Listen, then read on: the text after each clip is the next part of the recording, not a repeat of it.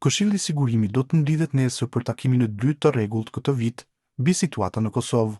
Zëvendës përfaqësuesi special dhe zyrtari i përgjithshëm i misionit të administratës së përkohshme të OKB-s në Kosovë, UNMIK, Milbert Don-John Shin, pritet të informojë mbi raportin e fundit të sekretarit të përgjithshëm mbi UNMIK-un, i cili ju shpërnda anëtarëve të Këshillit më 10 tetor dhe mbulon zhvillimet nga 16 marsi deri më 15 shtator.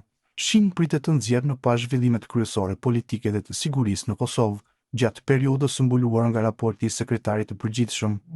Ai mund të vërejë se është bërë pak përparim në zbatimin e marrëveshjeve të lehtësuara nga BE-ja përfshirë marrëveshjen e shkurtit 2023 në rrugën drejt normalizimit, e njohur edhe si marrëveshja e Ohrid, dhe se tensionet midis Serbisë dhe Kosovës kanë vazhduar të jenë të larta.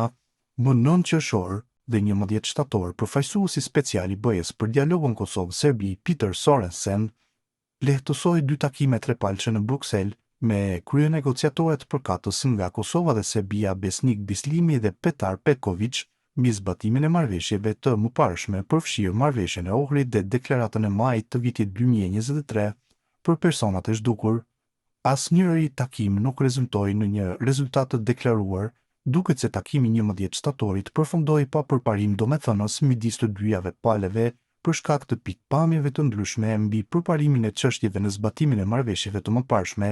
Për më tepër, megjithse palët ranë dakord zyrtarisht për krijimin e Komisionit të Përbashkët për personat e zhdukur në dhjetor 2024, takimi i tij inaugurues nuk u zhvillua siç ishte planifikuar pas bisedimeve të 11 shtatorit.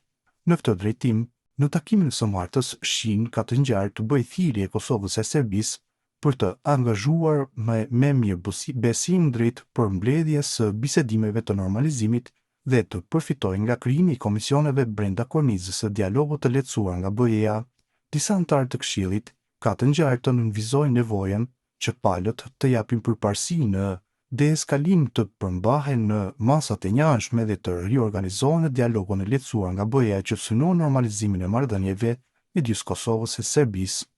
Në të njëjtën kohë, disa anëtarë kanë vënë në dukje në të kaluarën se situata në Kosovë ka ndryshuar ndjeshëm që nga themelimi i misionit në vitin 1999.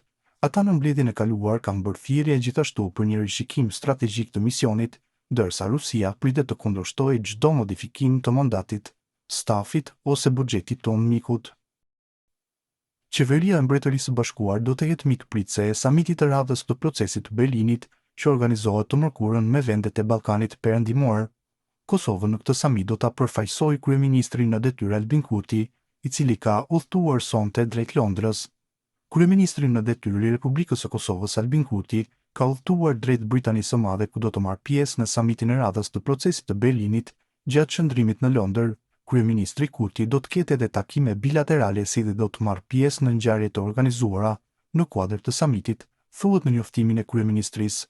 Procesi i Berlinit është një platformë ndërkombëtare që bashkon qeveritë e 6 vendeve të Ballkanit Perëndimor së bashku me partnerë të tjerë evropian, thuhet në komunikata të ndara nga qeveria britanike dhe ajo gjermane.